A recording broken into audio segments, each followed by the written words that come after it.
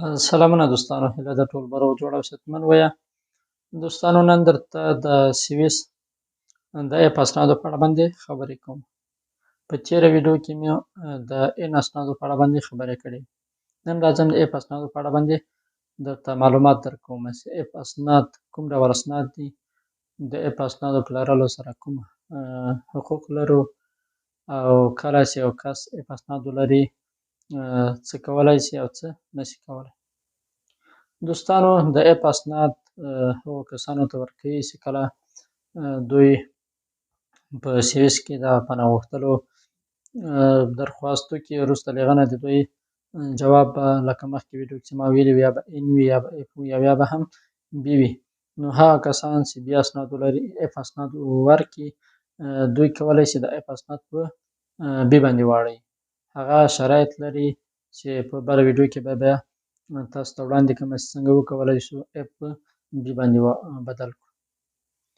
دوستانو، کوم کسان چې اپ اسناد لري هغوی کولی شي خپل فامیل راوغواړي. په فامیل کې خپل بچیان، زیر سن بچیان شامل دي او ښځه شامل ده.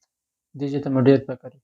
په فامیل کې خپل زیر سن بچیان او خپله ښځه شامل دي، یعنې کولی شي چې هغه راوغواړي. هغه هم په هغه شرط باندې چې دوی کار او 100% کار ولري، دوی ښه معاش ولري، او دوی وکولی شي کور ونیسي او هغه مصارف یې ورکولی شي. په هغه حالت کې دوی کولی شي خپل ماشومان راوغواړي. بل دوستانو، د کانتون د بدلولو حق نه لري. په اپ اسنادو باندې د کانتون د بدلولو حق نه لري، خو په هغه صورت کې حق لري چې کله په بل کانتون کې 100% کار پیدا کړي او هلته یې د کار والا سره قرارداد کړی وي، قرارداد یې 1 کال نه کم نه وي، نو هغوی کولی شي کانتون بدل کړي، بل کانتون ته ولاړ شي، په دې شرط چې په بل کانتون کې کار پیدا کړی وي. بل دوستانو، په اپ اسنادو باندې کولی شي په ټول سویس کې تجارت وکړي. هغه کسان چې سویس ته راغلي، پیسې دار وي، پیسې لري، دوی کولی شي خپل شخصي کاروبار په اپ اسنادو باندې وکړي. بل دوستانو، هغه کسان چې اپ لري هغوی کولی شي مکتب ووایي، یعنې د مکتب او د ژبې د کورسونو هغه کوم قانون چې ده هغه ټول حق او حقوق دوی ته ورکول کېږي. همچنان د سوسیال کومک له دوی سره کېږي. کله چې دوی کار ونه لري، دوی سره سوسیال کومک کوي، او د سوسیال کومک چې ده دوستانو، دا هر کانتون ته فرق کوي. بعضې کانتونونو کې د اف والا په کم کې اوسي، د بعضې کانتونونو کې د اف والا په کور کې اوسي، کورونه یې ورکړي دي، او د سوسیال کومک یې هم فرق کوي. بعضې کانتونونو کې لږ ورکوي، بعضو کې زیات ورکوي. اوس راځو دوستانو، دا وایو چې په اپ اسنادو باندې چېرته سفر کولی شو او څنګه سفر کولی شو. دوستانو، په اپ اسنادو باندې بدون له سویس نه په نوره دنیا ته قانوني سفر نشي کولی، خو بعضې استثناءات لري چې د هغو استثناءاتو او شرایطو په پوره کولو سره کولی شي یو کس له سویس نه بهر سفر وکړي.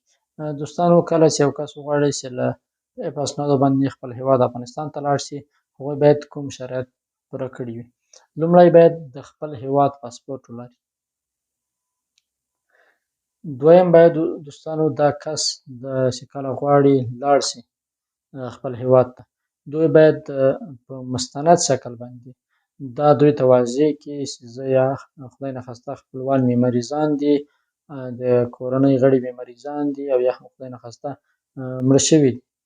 دوی چې کله په مستند شکل باندې دا اسناد وړاندې کړله، دوی بیا کولی شي چې خپل هېواد ته لاړ شي. او بل پاسپورټ ولري لکه مخکې مې چې وویلې، او بل دوستانو باید چې د دواړو طرفونو ویزه ولري. د دواړو طرفونو څه ولري؟ ویزه ولري. هم د دې خوا ویزه ولري، هم د هغه خوا خپل پاسپورټ کې دا شرایط پوره کړي، خپل پاسپورټ ولري، مریضانو یا د خپلوانو د مریضانو په اړه باندې مستند شکل باندې دوی ته معلومات وړاندې کړي، او یا هم دوی باید د دواړو طرفونو ویزه ولري وروسته د هغه نه کولی شي په ایپ باندې هم سفر وکړي.